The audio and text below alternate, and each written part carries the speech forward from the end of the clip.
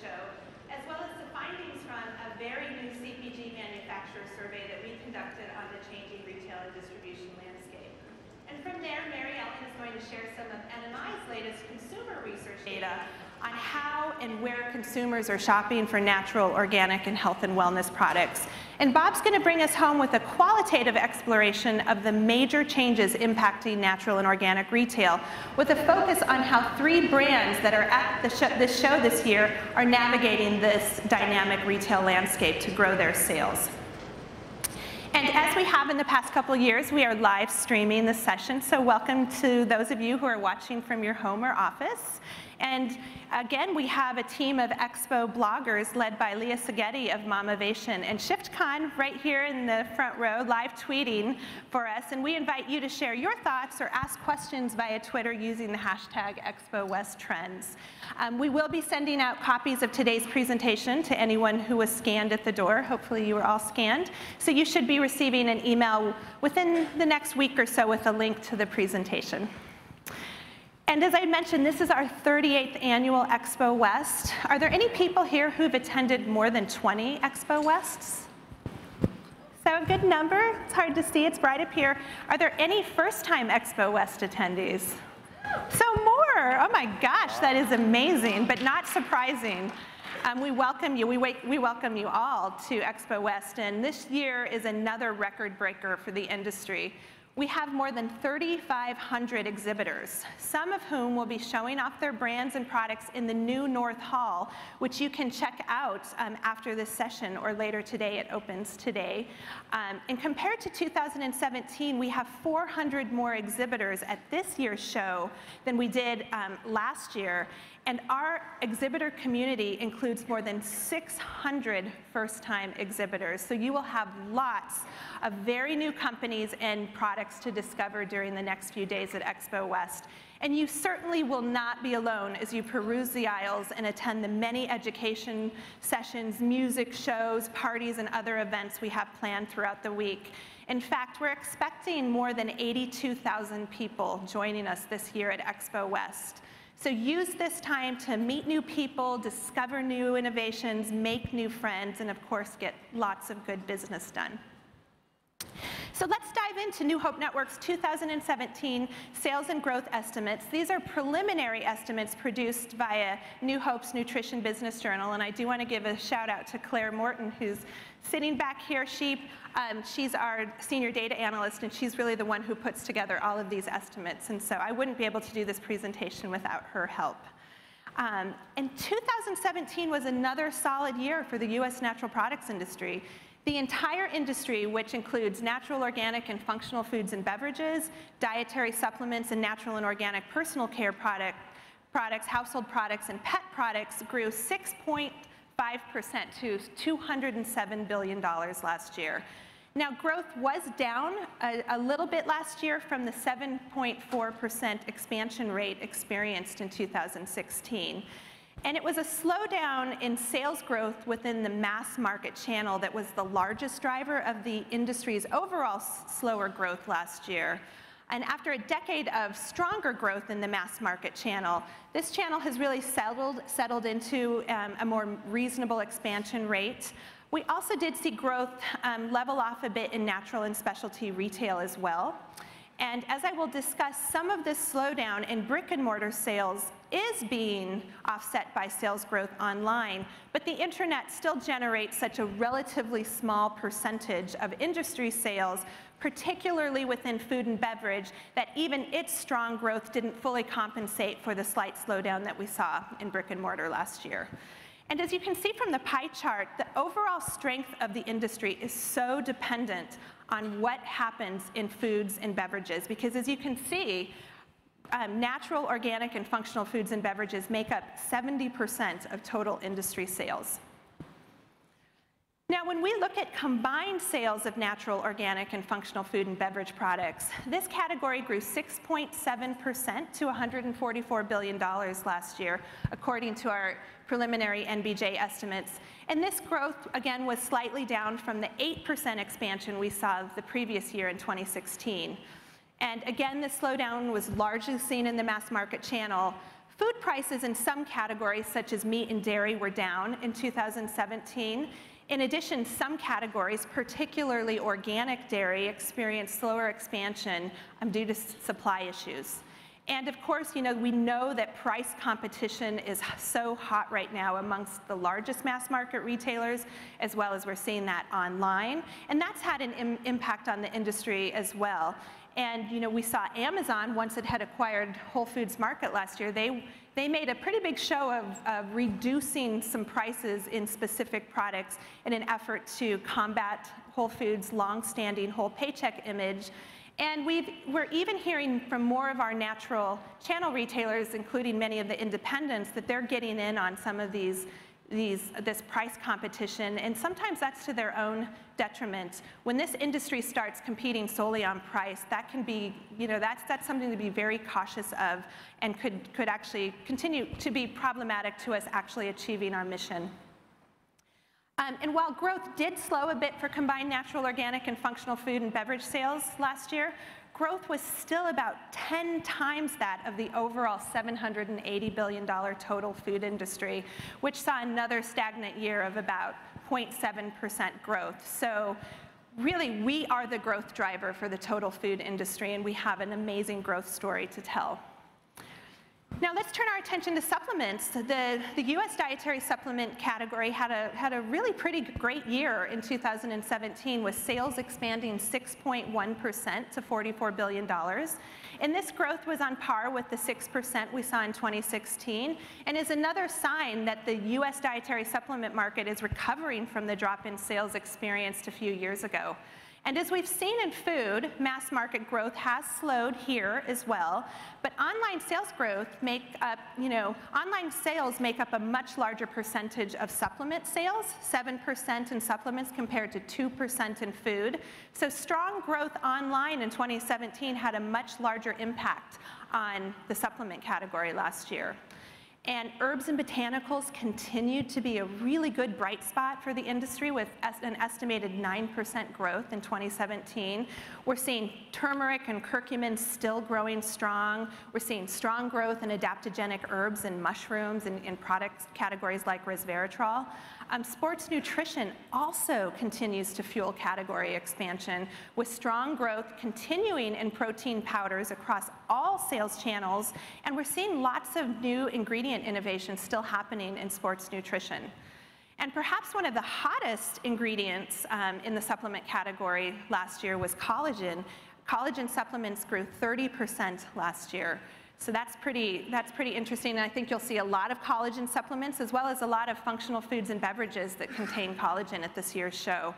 Gut health is still growing, but probiotics growth has slowed slightly, but we're seeing an uptick in digestive enzyme product growth, as well as in prebiotics.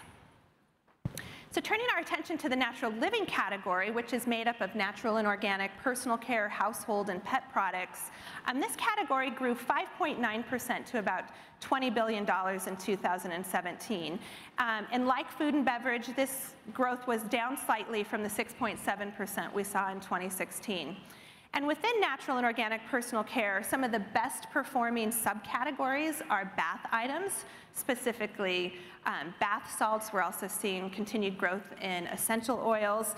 And in skincare, we're seeing consumers invest in small, indulgent luxuries like face masks. And so that's really helping the natural and organic personal care category. Pet food continues to be a strong category in household, natural and organic pet food, and we're also seeing really good growth in pet supplement sales.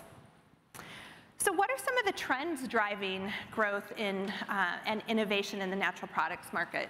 The first and perhaps most impactful trend is the plant revolution.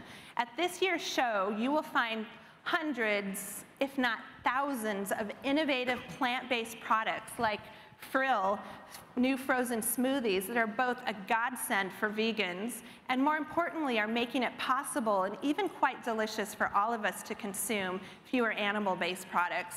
And I was just reading this morning that even Legos are going plant-based, but I think they still hurt when you step on them, but they will be plant-based, so all the parents might be happy about that. You will also find more products, such as Patagonia Provisions buffalo jerky, that were produced in a way that goes beyond sustainability to actually healing some of the harm that's been done to the earth through industrialized agriculture. And I'm already seeing that the topic of regenerative agriculture and regenerative business is really the hot topic of Expo West 2018. And we will see 2 new regenerative ag seals launch at this show. And thanks to worldly entrepreneurs, this year's Expo West also features globally inspired products such as Naughty Noah's new vegan and gluten-free Vietnamese pho noodles. So we're becoming much more globally diverse in our product assortment than ever before. A few more trends. Alvarado Street Bakery's new sprouted wheat and coffee flour bread is a fantastic example of the waste not trend that is fortunately picking up speed throughout the food industry. This and other waste not products address our massive food waste problem by utilizing byproduct ingredients that would have once ended up in the landfill. The Have It Your Way trend is inspired by the DIY and maker movements, and this trend is fueling the creation of products such as this Wild Way smoothie bowl starter mix that allow you to customize your own nutritional experience. So we're seeing personalization and customization come to life like never before in our product innovation as well. And finally, I would be remiss if I didn't mention the CBD trend. How many of you were at yesterday's standing room only CBD summit? So a few of you. It was a tremendous turnout for this new CBD summit that we hosted yesterday. And you know, as we saw yesterday, CBD is capturing the attention of entrepreneurs, retailers, and investors alike. And really, this gold rush is on as legacy brands as well as startups incorporate full-spectrum industrial hemp-derived oil containing CBD into topical and supplement products like this Sagely Naturals hemp CBD cream. And I had the fortune of having dinner with Michael Cantor last night, and we were talking about CBD, and he was a retailer saying, you know, CBD has become really important to his store, and there is strong consumer demand for these kinds of products. So I think we're only just beginning to see the promise of this category. And you can, of course, check out many other Expo West trends that we're tracking at newhope.com. So now let's explore what's happening with industry sales at the channel level. When we look at where total industry sales are being rung up, you can see that the majority, nearly 60%, are still occurring via the mass market channel, followed by 27% in the natural and specialty channel. And as I've been talking about, growth did slow in the mass market channel to 6.8% last year, compared to 8.5% in 2016. We also saw growth slow via the natural and specialty channel, which that channel includes our independent health food stores, local retailers, stores such as GNC or other supplement-only stores. And for this channel, sales grew about 4.7% last year compared to 5.2% in 2016. In comparison, the practitioner channel was one of our strongest growing channels. It grew at 8.9% last year to about $6 billion. So this is still a really small channel in comparison, but it's consistently maintained high growth levels that outpace the industry as a whole. And this has had a particularly strong impact in the supplement and increasingly in the personal care, natural living categories. Now, of course, the star channel for 2017 was the internet, with e-commerce sales expanding 12.6% to about $7 billion, according to our preliminary NBJ estimates. Keep in mind, of course, that even though e-commerce sales grew almost twice as much as total industry sales, less than 5% of all product purchases happened online. So the internet is growing quickly, but it's still a very small channel in comparison to what we're seeing in brick and mortar. So let's look at the sales by channel per category. Mass market is particularly dominant in the food and beverage category, and this is why the slowdown in mass market sales growth had such an impact on overall natural, organic, and functional food and beverage sales last year. Of course, mass market retailers are not pulling back on their interest in natural and organic. In fact, in most cases, this interest is absolutely rising. It's really exciting to see Kroger, for example, has more than 40 people at this year's Expo West. And later today, they are going to be hosting a vendor town hall and a first pitch event for brands as an expansion of their presence at Expo West. And meanwhile, e-commerce still generates only about 2% of natural, organic, and functional food and beverage sales.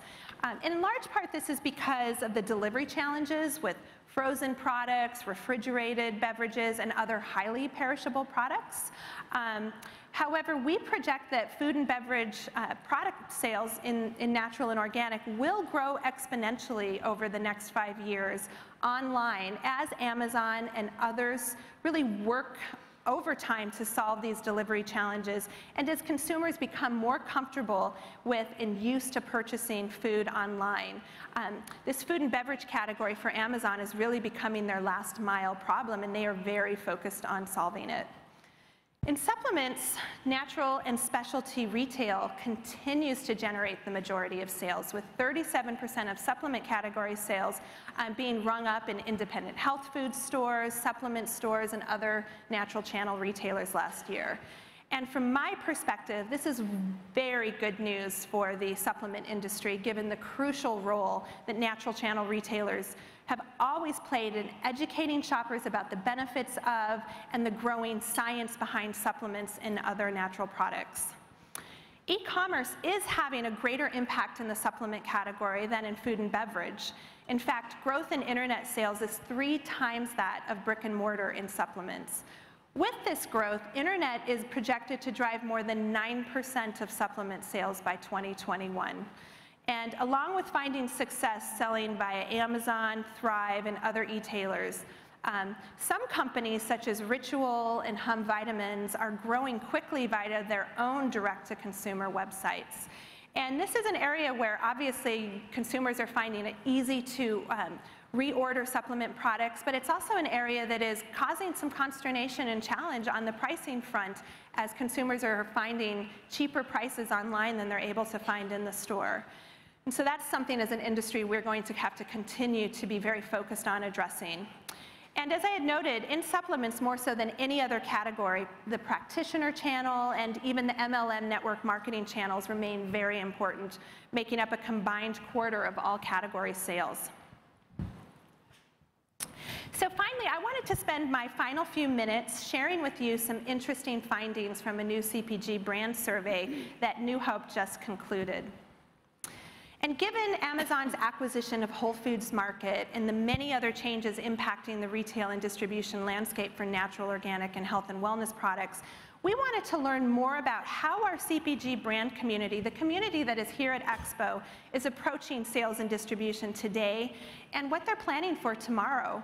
We had approximately 300 CPG brands, many of them exhibiting at this year's Expo West, complete the survey. More than 60% of these companies were natural, organic, and functional food and beverage brands, 20% were supplement brands, and 15% were natural living brands. These companies also represented a range of new, established, and legacy brands. So it was a pretty good cross-section of the community that we see here at Expo. And what we learned from the survey results is that newer companies, those that have been in business less than 3 years, were much more likely to have launched their products via e-commerce, either their own e-commerce site or a third-party e-commerce site such as Amazon or Thrive Market, than companies that were launched 5 or more years ago. So you can see in this chart, for the new companies, e-commerce is an increasingly important launch pad. And this is a really pretty new phenomenon in the last 3 years. And this shows you just how important e-commerce is becoming to our emerging brands and to the newest companies within our space. I'm hearing more and more stories from brands such as Further Foods, which pitched during our Pitch Slam yesterday, and Aura Supplements, that are launching and building up their sales online first before they even attempt to go into brick and mortar retail. And Bob's going to share a case study in a few minutes that explains why one particular brand decided to go that route and how it has benefited them. We also found that e-commerce is a particularly valuable launch pad for companies in the supplement, pet products, personal care, and even functional food and beverage categories. but it still lags greatly behind brick and mortar for natural and organic foods and beverages. And of course, Amazon is working overtime to try to make its e-commerce platform more valuable for natural and organic foods and beverages. And we'll have to see what happens with those continued delivery challenges, but this is something that we could see shift in coming years. Now, not surprisingly, the established and legacy brands, those that have been in the market for 5 or more years, who participated in our survey, say they still generate the vast majority of their sales via brick and mortar. And this makes sense given that this is brick and mortar, whether it's mass market or natural retail, is still where the vast majority of our industry sales are coming from. The question is, how much will this change in the future with the growth of e-commerce, particularly growth of e-commerce in natural and organic food and beverage? When we asked our survey respondents to rank each sales channel in which they have distribution from the strongest growth to the least strong growth or even decline, what we found is that the third-party e-commerce channel, this is essentially Amazon and Thrive and other e-commerce retailers, came out on top based on responses from all of our survey participants across all product categories and age of the company. And this was followed by the natural channel, e-commerce via their own company website, and grocery, which for this survey we defined as stores such as Wegmans or Kroger's. But when we looked at channel ranking by product category, the results really did vary. So for natural and organic food and beverage, the natural channel was on top from a growth perspective. So this is very positive for our natural channel retailers, that for natural and organic food brands, they're still experiencing the greatest growth via the natural channel. And yet for functional food and beverage manufacturers, third-party e-commerce and then e-commerce via a company website were ranked higher than natural, specialty, and grocery. This was also the case for branded supplement manufacturers, but of course for these manufacturers, focused supplement stores actually made the top 5, stores like GNC or the Vitamin Shoppe. And finally, here's how the pet product companies responded.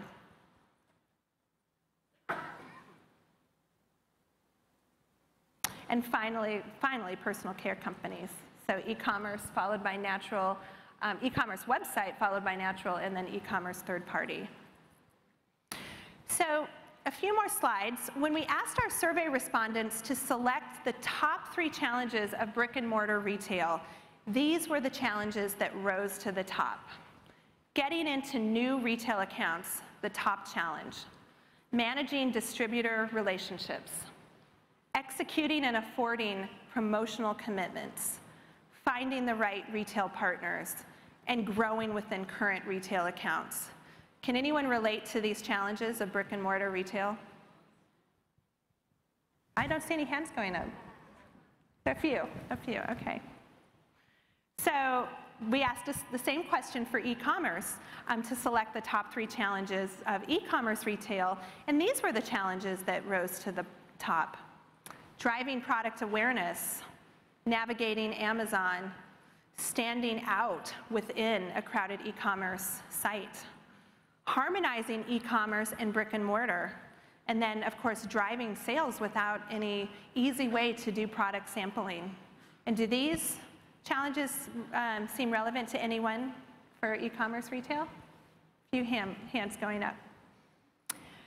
So finally, when we asked survey respondents how they would rate the importance of each channel over the next 5 years, we received some interesting responses. And this, of course, is a very, very forward-looking question, and one that I think you should definitely take with a grain of salt, but it does point to some potential change for our industry. So first of all, 60% of our CPG brands said they believe that e-commerce would play a very important role in their business over the next 5 years.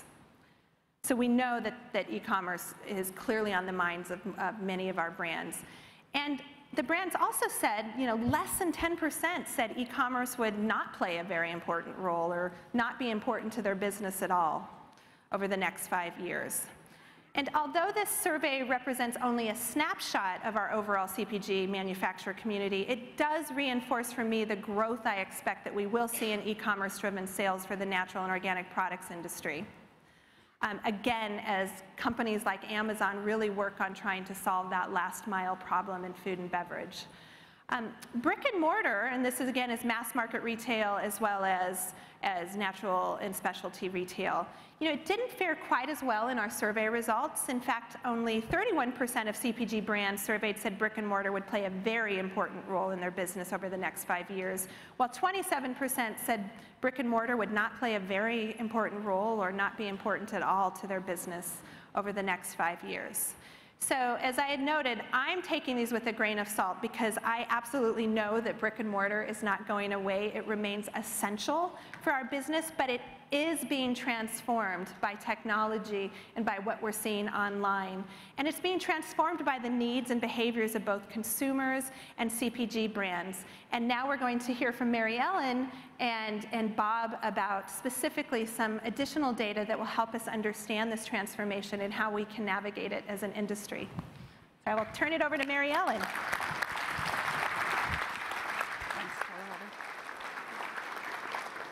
Thank you and good morning. It's really great to be here. We have a lot to talk about today, and continuing the conversation about the retail outlook, I want to take it in from a different perspective, that of your consumers. Who's shopping, why they're important, who are the most important consumers, and as we think about channel strategy, how you take all of that in. The information that I'm presenting today is from our Health and Wellness Trends database that's now in its 20th year. This is a very comprehensive annual survey of the general population, not only of the US, but of 30 other countries. And we are proud of that number for many reasons, just the length of it itself, but the depth of the information that we've been able to gather and then reconfirm through qualitative and other measures and other work that we do. So a lot's happening across. Let's get right into it and see what's happening with consumers as we look at where they're shopping. So we asked them where have they shopped for healthy and natural products in the past 3 months. They're actually given a definition of healthy and natural products so that they're on the same page with us. And what you see here is actually confirming of one of Carlotta's numbers that 81% say they've shopped for healthy and natural products in a traditional grocer. As you go down and consistently through both of our presentations, internet you'll see in blue and natural channel outlets you'll see in orange. So 39% said that they shopped on the internet for healthy and natural, followed by natural food supermarkets, and then you see smaller health and natural food stores at 21% and other nutrition stores at 14%. We are on the right-hand side of this chart, you're seeing compound annual growth rates. And for those of you who are not researchers, think of it as the average growth over every year within the period noted, which I'm using here, 2012 to 2017. So I wanted to look at recent growth. And you need to think about this slide as the percentage of consumers. So this is the number of consumers shopping each channel, not the dollars they're spending in each channel. We can talk about that some more, and we do track that in different ways. But we're actually seeing some pretty high growth numbers, especially as you get towards natural food supermarkets at 4.6%. Healthcare providers is going up with the number of consumers shopping there for products. So there's a lot more outlets and a lot more consumers that are taking advantage of those outlets. And we're seeing some high growth in the number shopping multi-level at the very bottom. Now that's coming from a very small base, so you would expect to see the growth number to be high. But in established channels, it was actually encouraging for the natural channel to see some very high growth in the numbers of consumers shopping there. And when we look at internet shopping, it's interesting, we broke that down quite a bit, and you can see the difference between 2007 and 2017. Internet shopping for healthy and natural went from 21 to 39%. It almost doubled in that period. Then we broke it out by generation, and you can see that this is definitely driven by millennials, with 49% of millennials in 2017 saying they shopped the internet in the past 3 months for a healthy and natural product. That breaks down a little bit further, and it's important to think about that as you think about your targets, and we all know millennials are important just due to their size. Just as the boomers were and still are, two very large segments, two large generations. A third of that 49% are younger millennials, 20 to 26, and 2/3 of them are older. And we suggest that when you're looking at millennials that you always break them down by leading edge and trailing edge. There's going to be quite a difference due to life stages, earning power, and so forth that affects what they do in the marketplace. But you're going to see millennials pretty consistently throughout my presentation because they're aspirational and because they are so oriented to e-commerce. But there are some very strong cross patterns shopping, which is also good for us in the general population, which you see on the left. 48% have shopped the natural channel when you net all those locations together, and 39% on the internet. And then look a little further to the right at internet shoppers, 65% of them say that they've shopped natural channel in the past 3 months also. You also have very high cross-shopping from some distinctive groups that are important to watch. And we watch these because they are the type of consumers that are early adopting and leading the population, and we're going to talk some more about that. So 84% of direct selling shoppers also shop the natural channel, and 71% shop the internet. And very similar numbers of home delivery shoppers. In a recent survey that NMI just did for New Hope on disruptive retail environments, we talked to consumers and we asked them how they thought that their shopping might increase in the next year or two across these channels for specific products. So again, e-commerce, internet in blue, natural channel in orange, and what you see clearly in the blue is that there's some pretty good increases expected by consumers in shopping for natural organic pet, personal care, fortified functional, followed by natural and organic packaged food, and then household products, and a little bit lower for supplements, and then it drops a little bit for natural and organic fresh food. And that was the category, the only category where consumers said they would be shopping more in natural channel than on internet. But there's a lot happening, and there's some encouragement here, and one of the things that I really want to get to and show this morning is the interconnectedness of both channels. When we talk about brick and mortar, natural channel, and we talk about internet, there's a lot that happens and a lot that can be used together. You're going to see some of these increases, and there's still increases here within natural channel that are significant. The only one I'm concerned about is supplements, because it's a little bit easier, but I'm going to talk about influences and why those things become important too. You know, when we think about what's happening, and as Carlotta already mentioned, brick and mortar is not going away. That's not what this is about at all. It is transforming, and I think there's some opportunity to take advantage of both channels, no matter who you are. Amazon certainly buying Whole Foods was significant. And going into brick and mortar, we see online retailers, it's reported that they have a 5 to 8% increase in the brick and mortar store because of the online presence. And we have much faster conversion in the store. Retailers like Warby Parker, it's an internet online retailer of eyewear, and they opened up showrooms. So the opposite, there's no inventory. The showrooms are there just for you to try it on, see how it looks on your face, see what you want, and then order it online. There's a lot of things that are connecting between the two. Certainly online and mobile shopping can really help all consumers and help all retailers because it's an easy way to communicate. And you can communicate about products, you can communicate about the benefits, the ingredients, etc. You can make it more convenient to find information, and you can even make it more convenient to offer them a deal.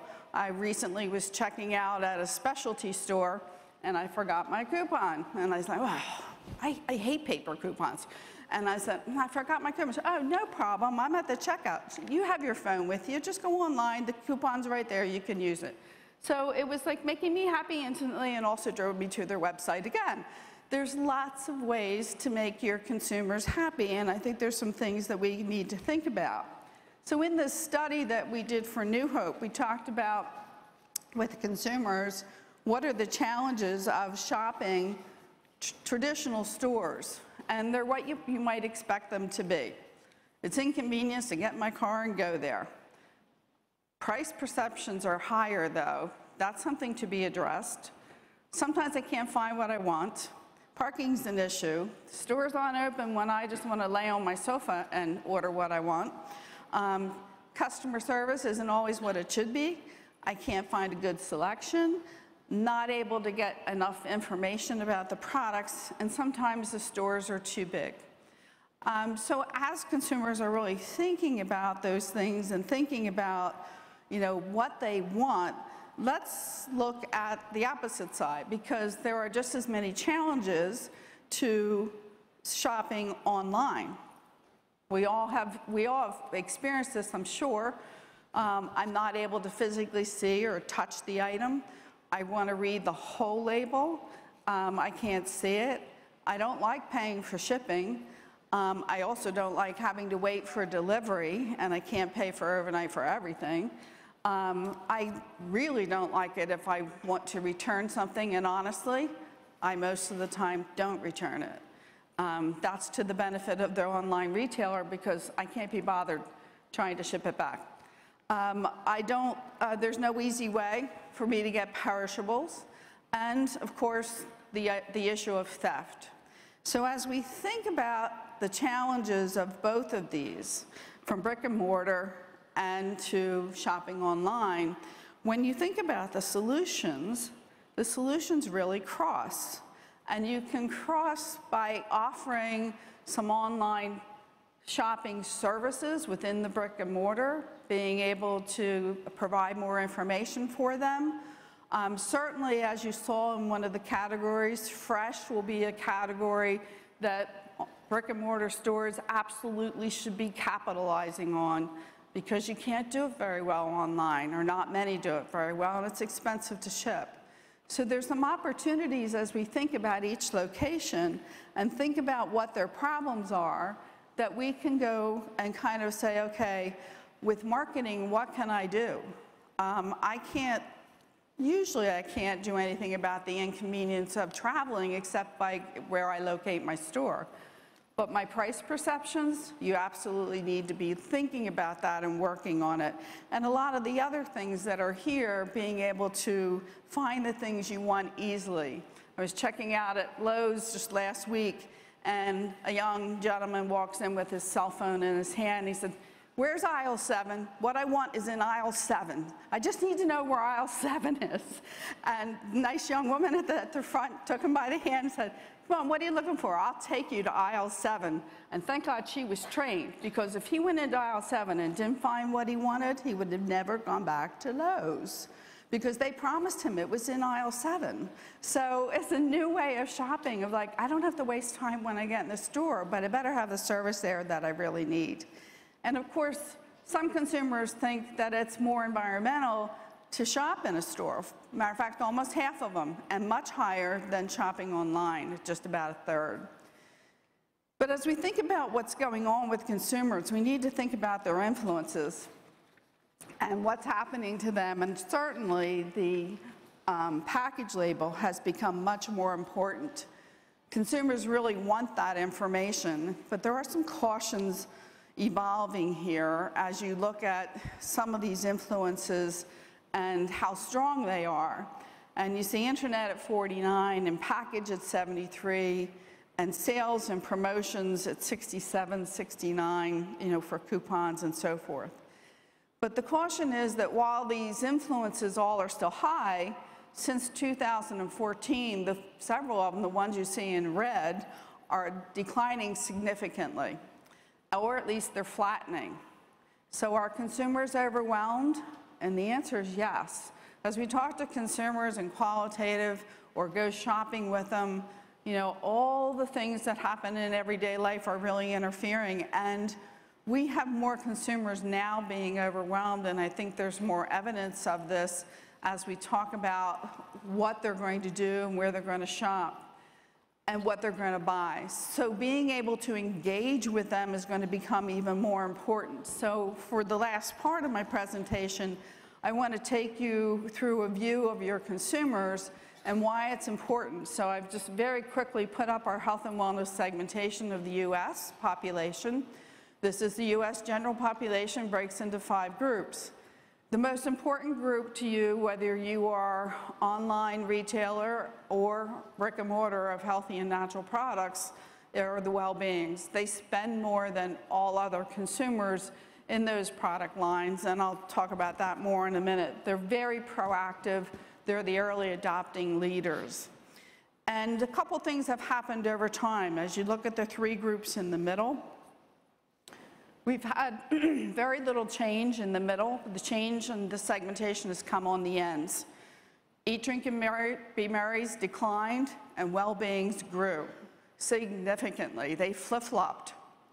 And as we look at that over time, and look at the composition of these groups and their psychographics and why they shop and how they think and how we need to communicate with them, what we see are the well-beings is really crucial because that couple things happened. We've been watching this for a few years and watching some changes in attitudes and changes in strength. And not only are we having more well-beings, but now we see emerging from that group a leader group and a follower group. And that's going to be key. We're doing a lot more work on this year to really watch it. And we think the reason for that is that this is the first year ever, the very first year, where the well-beings have had almost half of them be millennials. So almost half of the well-beings are millennials now. And we have known millennials to be very aspirational. But we also know millennials that they don't always spend on what they are aspiring to do. So we're seeing a little bit more reluctance, which is why the leaders and followers are emerging. They are still going to be highly valuable, and we still need to follow them. And the well-beings, as you see here, spend more than any other segment on all products, but particularly, and we follow this, our segments are overlaid into the National Consumer Panel, and through our partners with Nielsen, we can see what they're doing here. And well-beings are also 1/3 of all internet shoppers. Now that's important because you think about that's an over-index of about 30% or higher. And as you think about the internet shoppers and look at their attitudes here, and they're over-indexed in the circles at the bottom. So internet shoppers are 61% say, I'm always searching for new self-care methods to prolong my health and vitality. That's driven by the well-being content or numbers within internet shoppers. I'm usually one of the first in my family or circle of friends to try a new product. Or my friends often ask me how to live a healthier lifestyle. So I'm a source of influence. As a well-being, I'm highly influenced by all the information around me, but I also highly influence others. And when you think about well-beings, understand that they're not driven by price at all. Look at this number on the bottom line. Only 15% of well-beings say, I'll choose whatever's lowest price, in comparison to 45% of the general population or 54% of fence sitters. Fence sitters are another aspirational group that are usually, we see them come to the top as we're doing concept testing quite a bit. Well-beings are more brand loyal. They buy on a same brand on a regular basis. And we also see that they're more involved in values purchasing. So knowing a company is mindful of the impact on its environment and society is not only important to the general population, which you see here, and look at these changes since 2009.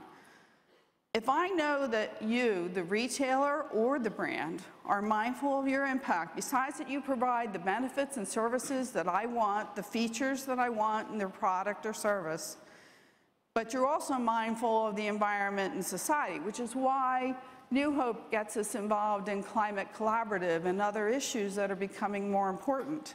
Every one of these is up. It makes me more likely to try, to buy repeatedly, to talk about your company to my friends, and to be less price resistant.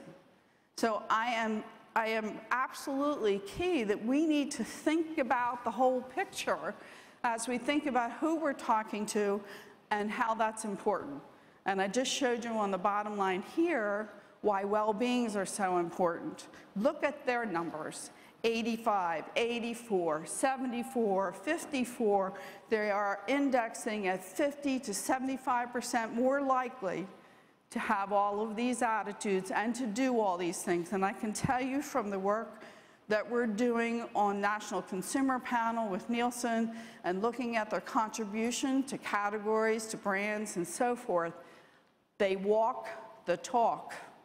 They're putting their money where their mouth is and they're buying, and you need to be aware of what they're doing. So just in conclusion, very quickly, remember that consumers are changing, and you're particular for your brand or retail, whatever it is in your category, your target may not always be the well-beings, but you need to understand those middle, healthy, mainstream groups also, because they have different needs and different motivations. Certainly the well-beings are important to all healthy and natural categories, and we need to know how to reach them. But I want to encourage you, in my last sentence today, to tell your whole brand story, to communicate the whole story with consumers, with transparency, to create trust. In today's environment, consumers are overwhelmed, and you need to be transparent, and you need to create trust, and you need to be open to be able to break through. Your channel strategy is going to need to take that into account, and Bob's going to talk about that some more. So thank you for your time this afternoon. I hope that you'll come celebrate with us. This is our 25th year at Expo West. So stop by the booth and see us. Great job. Good morning, everyone. I'm going to review some of the major changes happening in our retail landscape. I'll touch on some of the developments that are unfolding, which might be next week or the week after. And I'm going to profile some of the companies who are really capitalizing on all the hurly-burly that's out there. So for all the brands out there, there has been this sort of playbook that many of us have followed for many years.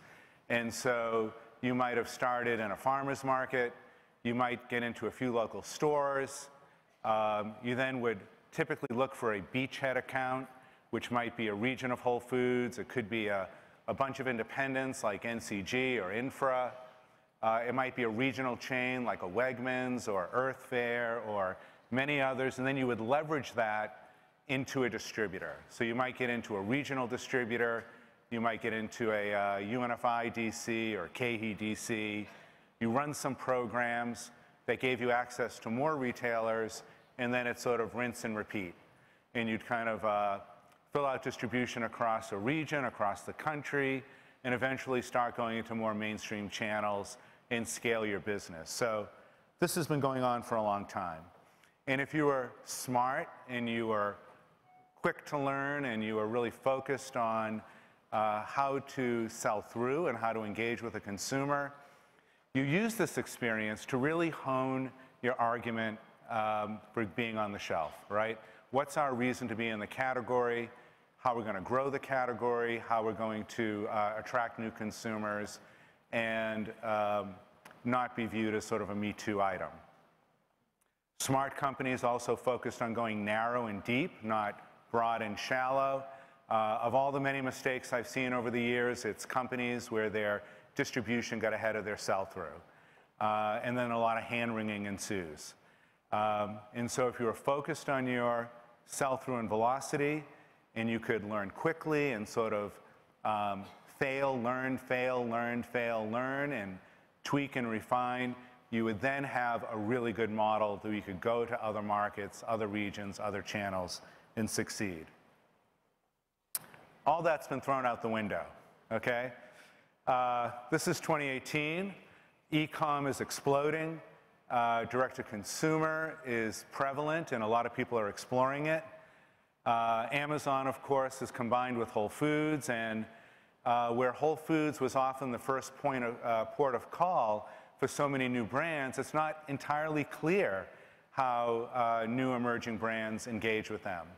If you're an existing brand, it's not entirely clear how to work with them with a lot of planned and proposed changes in their policies and practices. Every supermarket in the country is figuring out click and collect. They're not going to sit by while Amazon eats their lunch. There's novel things like Google Assist, working with Walmart, and of course, Echo and Alexa with Amazon.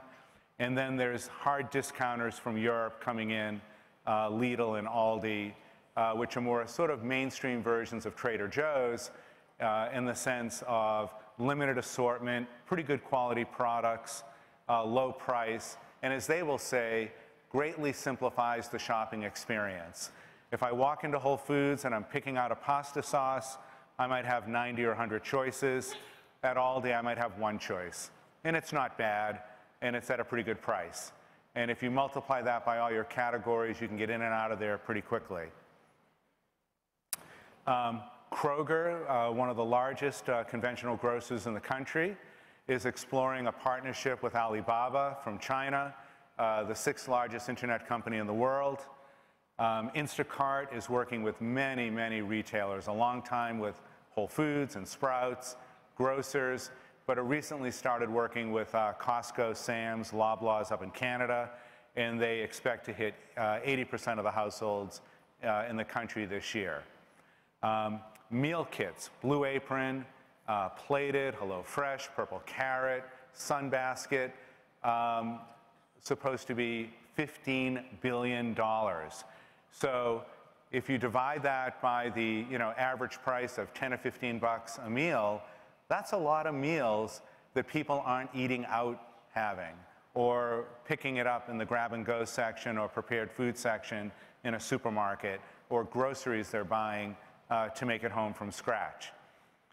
Anyone been in a WeWork, right? There's hundreds and hundreds and hundreds of WeWorks around the country. They're now global in many, many countries. And if you've been there, besides the cold brewed coffee, draft beer, hot coffee and water, they have a pretty good snack selection. Most of them brands you would see in Whole Foods. And so it's an entirely new channel for a lot of young companies. Likewise, Unfi is supplying a lot of the big corporate campuses. So Google, Facebook, Apple, Microsoft, all throughout Silicon Valley and in the Northwest, with lots of brands that we're all familiar with. Some really interesting novel experiments happening with Kohl's partnering with Aldi's. They're doing a pilot in about 10 stores to put Aldi's in Kohl's or adjacent. Likewise, Kroger is exploring a similar partnership with Ace Hardware. So for anyone who's been in the Northwest, you're familiar with Freddie Myers. So they're looking to maybe expand that concept into other areas where they're making the trip more efficient for the consumer, where they can be more productive, get a lot more done when they go in the store. H-E-B was working with Instacart. Now they've acquired Favor, where you can do on-demand delivery throughout the Texas trading area, and Target acquired Shipt, so same-day delivery. Some really cool new concepts. I was in Seattle about a month ago, had a chance to check out Amazon Go. It's about 1,800 square feet, pretty good selection of a lot of natural and organic brands, some convenience, mass brands, lots of grab-and-go, sandwiches, snacks, baked goods, but also meal kits you can take home in the $15 to $20 range, where you walk in through your turnstile with the app on your phone. There's hundreds of these sensors up in the ceiling. You can pick stuff up off the shelf, read the label, decide you don't want it, put it back. and when you walk out, it just knows. And you know, if they make a mistake, you can look at your receipt, and if say, I didn't get that, you just swipe left, automatically returned, and your account is credited. Interestingly, Walmart's doing this unmanned automatic pickup kiosk that runs 24 hours a day. You place your order online, it gives you a time it'll be available, you go up, you punch in a code, and your order comes out. So they're planning to pilot that in more areas. Whole Foods, which has, you know, for so long been such an important strategic account for so many of us, is certainly undergoing a lot of changes with the new partnership with Amazon. They're testing 2-hour delivery in about 4 cities. They're constantly trying to live down whole paycheck. So they've done a lot of aggressive price cuts on everyday familiar items in order to improve their price perception with consumers. Amazon Prime members who have the Amazon credit card can get 5% off every day on their total purchases at Whole Foods. They're putting Amazon lockers in the stores, and within days after the purchase was announced, you could get an Amazon Echo, you could get Kindles, and they're going to be offering a lot more Amazon products in Whole Foods. And not the least of which, in the first month of the deal, Amazon sold over $2 million of Whole Foods 365 private label on their website. And so at this point, they have over 1,000 365 items on there, doing millions of dollars in sales. So recently, Nielsen and FMI just did a comprehensive study where they predicted that grocery sales will be over 100 billion by 2022 online, and that 70% of consumers are going to be buying some amount of their groceries online, and no surprise, led by millennials, then Gen X, and then baby boomers. Me personally, I'm planning to shed the baby boomer label, and I'm going with double millennial. Twice as old, twice as experienced. And one way to really visualize that is last year, the amount of groceries sold online was equivalent to about 764 grocery stores. Because, you know, if you're doing business planning, if you're trying to forecast, it's so, you know, unpredictable, so big, so broad. But this way you can kind of, you know, wrap your head around it a little more. And if they hit these predictions by 2025, it'll be the equivalent of about 3,900 stores. So, you know, almost as big as a Kroger, for example.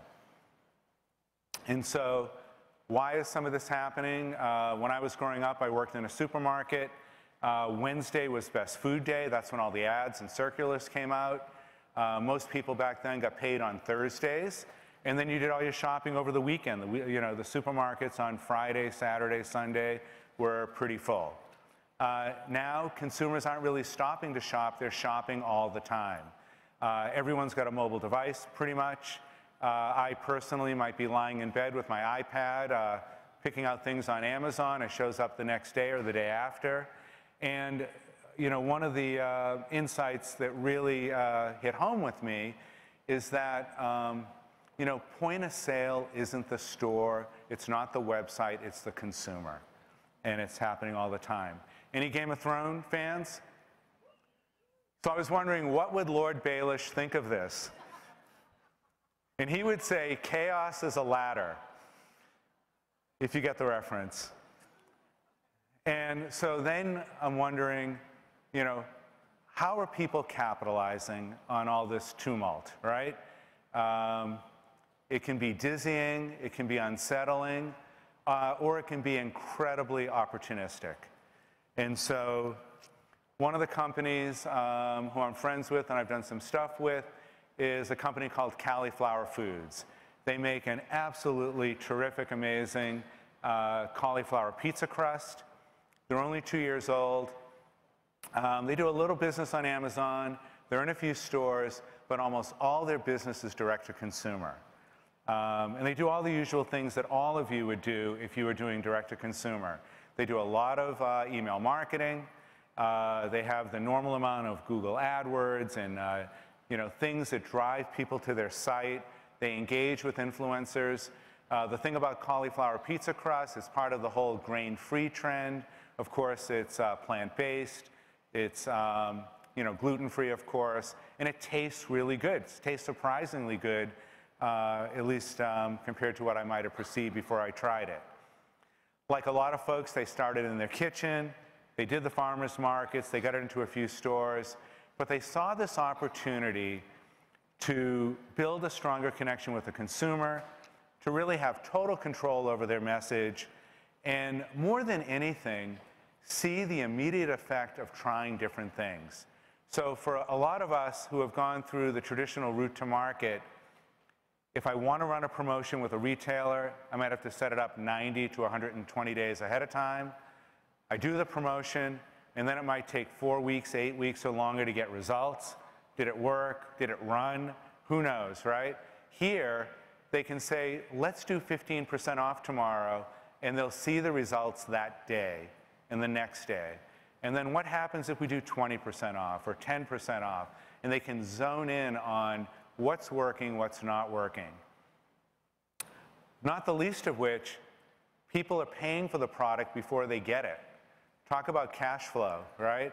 If you're selling to distributors and retailers, it might be 30 days, 45 days, maybe longer. Here, they're getting the money in their account the next day. That's a pretty good benefit for an early stage company. It's not all rosy. I mean, they've had the normal amount of challenges of any company who's growing rapidly. It's figuring out the whole cost to acquire. It's figuring out the whole cost to serve. They've had the normal hiccups around fulfillment, quality, as they've scaled very, very rapidly. But the direct-to-consumer business is their bank. It's what's funding their expansion into traditional bricks-and-mortar retail. It's funding things like trade spending, broker retainers, and others. So last year, they did over $5 million direct-to-consumer at a very strong margin, very profitable. And this year, just based on the first 2 months of the year, they're expecting 15 or 16 million direct-to-consumer. Another company I'm friends with who's going to be speaking at the Disruptive Summit that happens after this, Disrupted Retail Summit, is Nut Pods. Nut Pods makes a terrific non-dairy coffee creamer. It's coconut milk and almond milk, so it happens to be paleo, happens to fit into the Whole30 diet, tastes great. And they launched their company with a Kickstarter campaign. And they said, okay, now that we've had a pretty successful Kickstarter campaign, how do all those people reorder? And so they put the products up on Amazon, and they really did their homework. And they decided early on, for anyone who's been on Amazon, the first fork in the road is, do you do Seller Central or Vendor Central? And Seller Central essentially means you're sort of on consignment, you ship them product, but you control the pricing, you control inventory, and when it ships, Amazon gets a 15% commission plus, shipping charges. And so if your product is turning quickly, this can be very good for you. And in their case, their product sold very well. They're sold at a premium against other similar products. Keep in mind, they're competing against juggernauts like Califia, as well as all the conventional non-dairy creamers and things like that. And here they are $1 more, and they wanted to keep that quality perception and price differential with the conventional products. If you're on Vendor Central and Amazon's your customer, they have all their algorithms where they will be the lowest price out there. So if it's lower priced anywhere online or even bricks and mortar, they'll automatically adjust that price downwards and then bill you back for that. By having a big success on Amazon, they're leveraging that as they start to roll out to retail. And so when they go and sit in front of a supermarket buyer, they might be showing them how many of their consumers are in that supermarket's trading area. They'll show they've got 4,000 or 5,000 five-star reviews. So they're not shying away from it, they're embracing it, and they're definitely leveraging that into their success at retail. They're now expanding into some of the biggest supermarkets in the country, and they're the fastest growing brand in their category. But again, they also had some similar operational hiccups that, you know, pretty much everyone has, whether you're online or not. They determined for them the $15 retail price point was their sort of sweet spot. So they thought about what kind of bundles and how they would package up their products to hit that. And what they also learned is getting good reviews is like a perpetual motion machine, right? It just keeps, you know, it's their flywheel that drives their business forward. So they have a good product, people are passionate about it, and it has really propelled their growth online. Like with Cauliflower, it's been their bank. They just did a small raise recently, but they have, you know, doing millions and millions of dollars online, which has really funded them so far. I also want to talk about a more established company. So Saffron Road, known earlier as American Halal, it aspired to be the first national brand of halal certified food, which many of you know is sort of the Islamic equivalent of kosher. They were founded in 2009, now in over 15,000 stores with lots of SKUs. They have 4 major product families. They're doing frozen, they're doing simmer sauces, broths, snacks. So, you know, pretty sprawling, complex product line, but online for them had been sort of an afterthought. So like a lot of brands, it might have been the guy who was in the Northwest, might have had responsibility for Amazon. It wasn't part of a cohesive strategy. And so they decided like, hey, we really need to get with the program. They engaged with a e-com consultant, put a plan together, and then really proactively went after it. And so again, they had to really think about their product strategy, pricing strategy.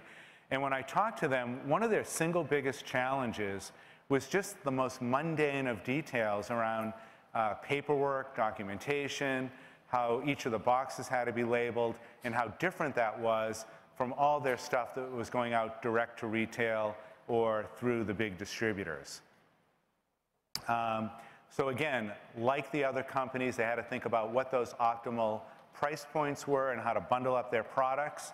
As you may know, if it's not profitable for Amazon, you might be an add-on item or a pantry item, and they wanted to not fall into that if they could avoid it. Also, the more SKUs they have, the more complex. I mean, Nut Pods has 3 or 4 SKUs, Cauliflower has 3 or 4 SKUs, Saffron Road at retail might have 60 or 80, online they currently have 20 or 30. But they've seen lots of steady growth, and most importantly, they're going up the learning curve where they can apply this to other e-com players. And so the one thing I want to emphasize is that we've talked a lot about e-com, direct-to-consumer, all these new formats, but for so many brands, don't forget about the natural independent. You know, the local independent, the infra account, the NCG account, they're still a great place to launch, nurture your brand, and they're just so plugged into their communities. Also, it may go without saying, but e-com is going to continue to move into bricks and mortar and the other way around. And as a brand, as a company, you can't think of it as a bolt-on. It has to be totally integrated with how you go to market and create this frictionless experience for the consumer who's always shopping, always on, always has their mobile device. And poor Darwin always gets misquoted to be survival of the fittest. It's survival of the most adaptable, and that's all of us in this room. And what it leaves me with is so much excitement, and there's so many opportunities, more than we've all ever had, to grow our businesses in more increasingly exciting ways. So thank you.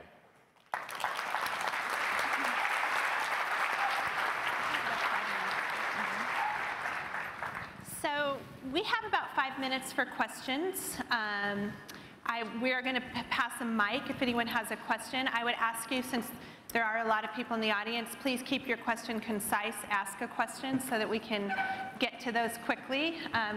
But thank you, Bob and Mary Ellen. And as the mic is going around, I'll just also mention, check out my colleague at New Hope. He does an annual Road to Natural series of stories. And this year he started in Seattle and did a road trip all the way to Anaheim and visited a lot of stores, including the Amazon Go store, which he said had the personality of a vending machine.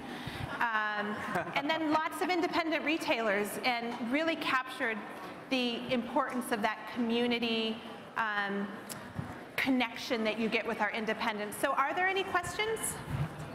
There's one up here. Just share your question, we can hear you. Yes.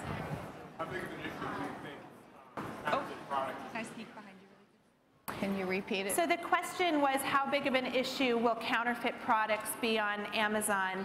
And having just gone to a conference about a month ago, it's a big issue on Amazon, counterfeit products, and it's one that Amazon knows. There was a speaker from Amazon, they know it exists, but it's also, they're not actively working to change it because it enables them to offer that price that consumers are demanding.